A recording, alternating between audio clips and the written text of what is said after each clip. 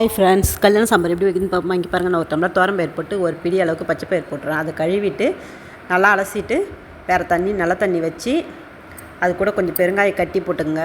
போட்டு கொஞ்சம் மஞ்சத்தூள் போட்டு நீங்கள் வேக வச்சுருங்க குக்கரில். அது ஒரு சைடு வேகட்டும். அதுக்குள்ளே நம்ம என்னென்ன காய் போட போகிறோன்னு பார்க்கலாமா. இங்கே பாருங்கள், நான் கோவக்காய், கத்திரிக்காய், வெண்டைக்காய் போட மாட்டேன். கத்திரிக்காய், கோவக்காய், பீன்ஸு, கேரட்டு, உருளைக்கிழங்கு, முருங்கைக்காய். இதை பாருங்கள், ஒரு கடாயில் வச்சு ஒரு 2 ஸ்பூன் எண்ணெய் விட்டுருங்க. எண்ணெய் காஞ்சதுக்கப்புறம் நல்லா எண்ணெய் காஞ்சிட்டோம். எண்ணெய் காஞ்சதுக்கப்புறம் கட் பண்ணி வச்ச பொடி வெங்காயம் தான் நான் உரித்து வச்சுருக்கேங்க. அந்த பொடி வெங்காயத்தை நான் இதில் போட்டு வதக்குறேன். வெங்காயம், பூண்டு, பச்சை மிளகாய் 3ம் போட்டு நல்லா வதக்கிடுங்க.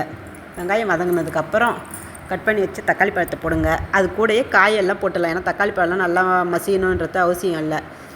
சாம்பார் கல்யாண சாம்பார் வந்து இப்படி இருந்தால் தான் நல்லாயிருக்கும். அப்படியே காய் எல்லாத்தையும் வதக்கி விடுங்க. ஒரு 3/4 வதங்கினா போதும், ரொம்பலாம் வதங்க தேவையில்ல. வதங்கிட்டு அது கூட வந்து நான் 1.5 ஸ்பூன் அளவுக்கு குழம்பு மிளகாய் தூள் போட போகிறேன்.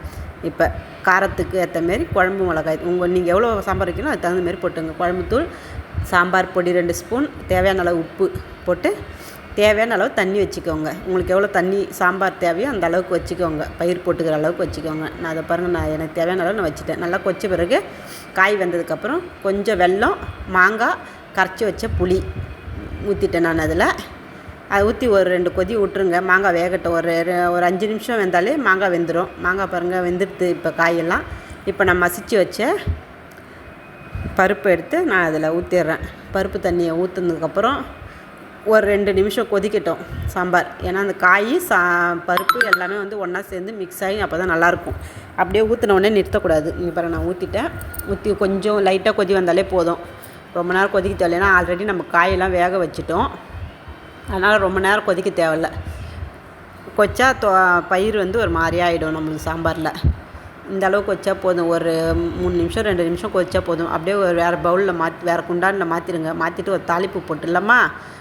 இப்போ நான் தாளிக்கிற கரண்டி வச்சு ஒரு 2 ஸ்பூன் எண்ணெயை விட்டு அதில் காஞ்ச மிளகா போட்டேன். கடவுளுத்தம்பயிறு, வெந்தயம் போட்டு தாளிச்சிங்க. வெந்தயம்லாம் போட்டால் தான் சாம்பார் வாசனையாக இருக்கும். அது கூட கருவேப்பிலை போட்டு தாளித்து அப்படியே அந்த சாம்பார் மேலே ஊற்றிடுங்க. ஊற்றிட்டு லைட்டாக பெருங்காயத்தூள், ஒரு 2 ஸ்பூன் நெய் விட்டு கொஞ்சம் கொத்தமல்லி போட்டு சாம்பார் ரெடி. கல்யாண சாம்பார் ரெடி.